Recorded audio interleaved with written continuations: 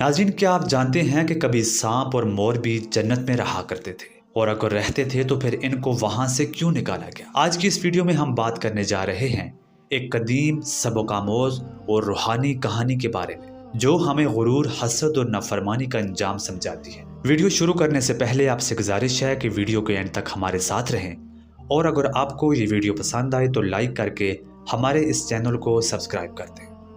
چلیے ویڈیو کا آغاز کرتے ہیں۔ کہتے ہیں کہ اللہ تبارک و تعالی نے جب جنت کو تخلیق کیا تو وہ ایسی جگہ تھی جہاں خوف، نفرت اور برائی کا نام و نشان تک نہیں تھا۔ ہر مخلوق امن اور محبت کے ساتھ رہتی تھی۔ اسی جنت میں ایک خوبصورت مور بھی تھا جس کے پر کوس قزح جیسے رنگوں سے سجے ہوئے تھے، اور ایک سانپ بھی تھا جو اس وقت نہ زہریلا تھا اور نہ ہی خطرناک، بلکہ نہایت خوبصورت اور فرمانبردار مخلوق تھا۔ مور اپنی خوبصورتی پر بے حد نازاں تھا۔ جب وہ اپنے پر پھیلاتا تو فرشتے بھی حیران رہ جاتے۔ رفتہ رفتہ مور کے دل میں غرور پیدا ہو گیا۔ وہ خود کو دوسری مخلوقات سے افضل سمجھنے اور کہنے لگا کہ مجھ جیسا حسین کوئی بھی نہیں ہے، میں ہی جنت کی شان ہوں۔ یہ غرور اس کے دل میں شکر گزاری ختم کرنے لگا۔ دوسری طرف سانپ مور کی عزت اور تعریف دیکھ کر حسد میں مبتلا ہو گیا۔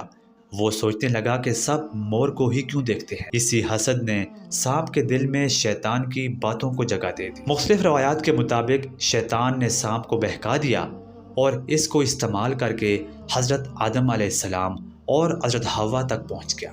ناظرین، سانپ نے نافرمانی کرتے ہوئے شیطان کو جنت میں داخل ہونے کا رستہ دیا، اور یوں اللہ کے حکم کی خلاف ورزی ہوئی۔ جب اللہ تبارک و تعالیٰ کو یہ معلوم ہوا کہ سانپ نے نافرمانی کی ہے اور مور نے غرور کیا ہے تو اللہ نے فیصلہ فرمایا، سانپ کو جنت سے نکال دیا گیا اور اس کو زمین پر رینگنے والا بنا دیا گیا۔ مور کو بھی اس کے غرور کی سزا مل، اسے جنت سے زمین پر بھیج دیا گیا۔ البتہ اس کی خوبصورتی کو باقی رکھا گیا تاکہ وہ انسانوں کے لیے قدرت کی نشانی بنے۔ زمین پر آنے کے بعد سانپ دشمنی اور خوف کی علامت بن گیا، اور مور خاموشی، حسن اور عاجزی کی مثال بنا۔ کہتے ہیں کہ مور آج بھی بارش میں اللہ تبارک و تعالیٰ کا شکر ادا کرتا ہے، اور یہ اس کی توبہ کی نشانی ہے۔